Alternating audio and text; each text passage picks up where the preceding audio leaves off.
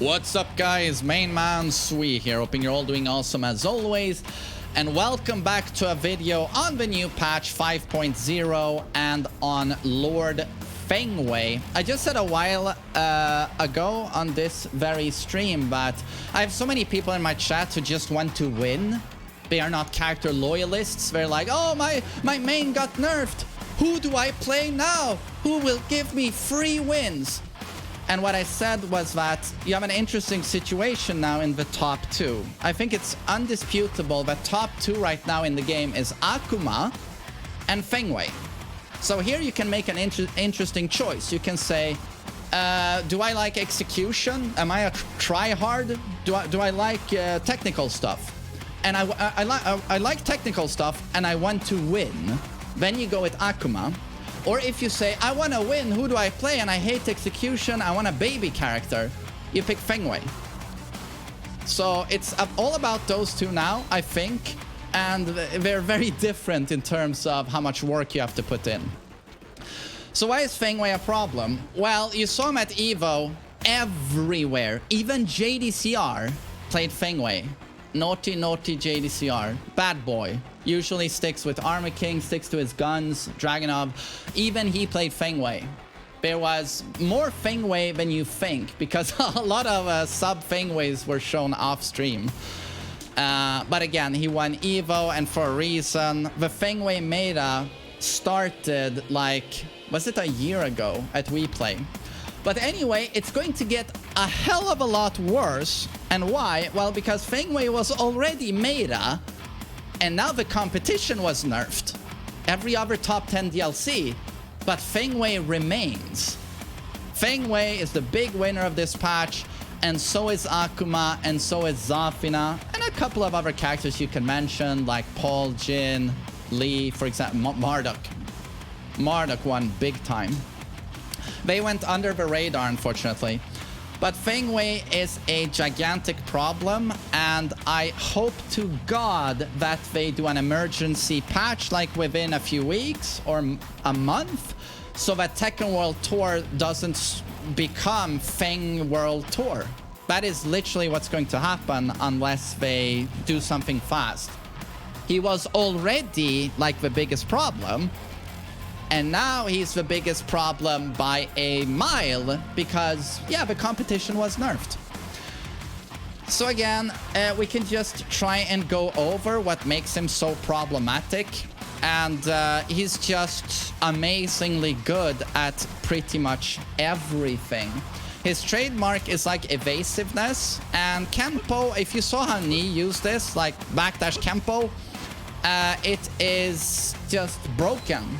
The problem is, while he does this Kempo, he can block. So you double backdash like this. Ha-cha-ha! Ha-cha-ha! And if Kazuya does forward 3 to try and reach you, you can block. So you don't take any risk until you press a button. And that you will only do if you confirm your opponent whiffs and you do poof, poof. This is really dumb. Or you confirm a big whiff and you go, hi-aha! And you've now launched the opponent. Kenpo is super dumb. But more evasiveness. Poo! This is one of the most busted attacks in the game. Ha-cha-ha! So you press up for 2. He instantly takes a huge step to the left, very quickly so, and stabs away at the opponent. Poo! It doesn't look like much, but this is basically safe. It's, let's display the frames. So again, you see it's -10. But look at the pushback. Not even Giga's jab reaches here. This move is flat out broken and has to go. It's the best panic move in the game. It's the best panic move in the game. Can't be punished. Super dumb. And of course, down for 1, that's neutral on block. Sets up back 1. And you know how dumb back 1 is. Gee, ha-cha-ha! Enormous damage. He has many setups for back 1, including down 4, that's neutral on hit. Sets that up. Unbelievably strong. His pokes are way too good. Back 4 is faster than a universal down forward 1 because it's 12 frames. It is 12 frames fast. And while it doesn't have a white trail indicating a homing attack, by all means, this is a homing attack. So this is a 12 frame homing mid that's safe on block with good reach. Count the amount of times you see Knee throw this out. One of the best space control tools in the game in terms of checking the opponent. Pretty much busted. And in terms of pokes, we have down 2. That is super fast. It has insane evasion. It goes really low. This is only -12 on block. This should be at least -13. And to add insult to injury, it knocks down on counter it into a guaranteed stomp. This is a broken low poke. It is way too good. It checks all of the boxes. It does everything. And this should not be a thing. Damage free on counter it should not give 36 damage into a pressure situation. This should not be a thing. Core circle forward 1, -14 on block. Low cannot be low parried because this is a shoulder. You can't tell, but he hits with the shoulder. Launches on counter hit because why not? And of course, you saw how Knee used sidestep 4 as a keep out tool. Unseeable low launcher. Unseeable low launcher. And of course, to make his 50-50 complete, he has a safe mid launcher at -7. But of course, because he needs it. Or you can sidestep into a +1 on block attack. Knockdown wall splat mid. Unbelievably strong. Another big problem is his wall combo. Again, you saw Knee do this. Boom, boom, guaranteed. Does way too much damage. Way too much damage. It is broken. It just has to go, to be honest. And his super dumb punch parry. It has a million setups. Launches. Launching punch parry that is -12 on block. That move is a problem. His wall bounce is -6 on block. That's a wall bounce. God, again, in terms of perfect character, like keep out, again, Knee, put this to use. Forward 4, -9 on block. Can go into back turn mix-ups. Doesn't need a counter hit. Launches on normal hit. Forward 4. Absolutely insane keep out tool. All right, I almost forgot. Thanks for reminding me. Covering one of the best buttons in the game. One of the best, if not the best mid check in the game, is while standing 1. But you can do quickly by inputting down, slide into down forward, release, and press 1. Note the reach of this. Note the reach.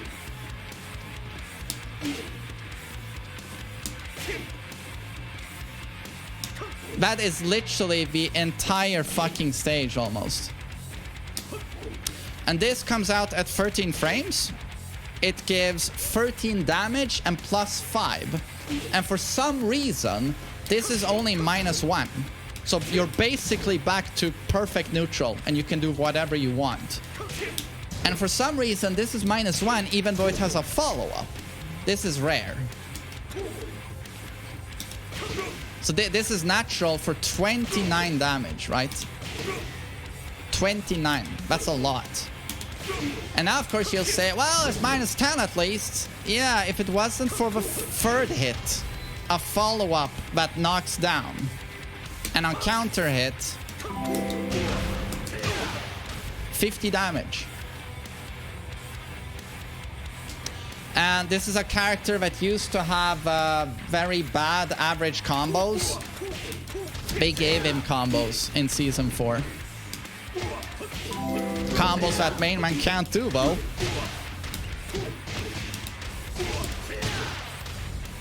He got very, very hard-hitting, amazing combos. Has a demon paw style attack. God, what have I missed? Evasion. Are the best lows in the game as a kit, by the way. These are the as a package. He has the best lows in the game. Back one can't be overstated. I think we can just sum this up by saying that the most broken stuff he has, in my opinion, is back one, back four, up for two, up for two. This counter hit effect is 50-50, and Kempo. That's the most broken stuff about Feng Wei. Oh, and the wall combo I just specified. This one. That's the most broken stuff he has, in my opinion. And it would be nice if we could see that shit go. But so yeah, Feng Wei, for all of these reasons, he remains a big, big problem. And if they don't do an emergency patch, Feng Wei is going to be the #1 tournament character, I think. Because he was already the #1 tournament meta character, but now you've nerfed all the runner-ups. So he is head and shoulders above most other characters, I would say. He is strong, but like, this is so overblown still. It's not overblown. There's a reason you saw a million Feng Weis at Evo, right? And now you nerfed the other top 10s. It can't remain like this. It just doesn't work.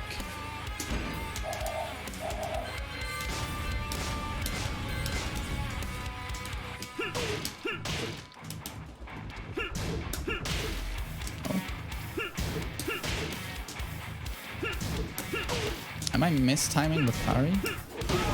Hiya! Oh, and this parry setup.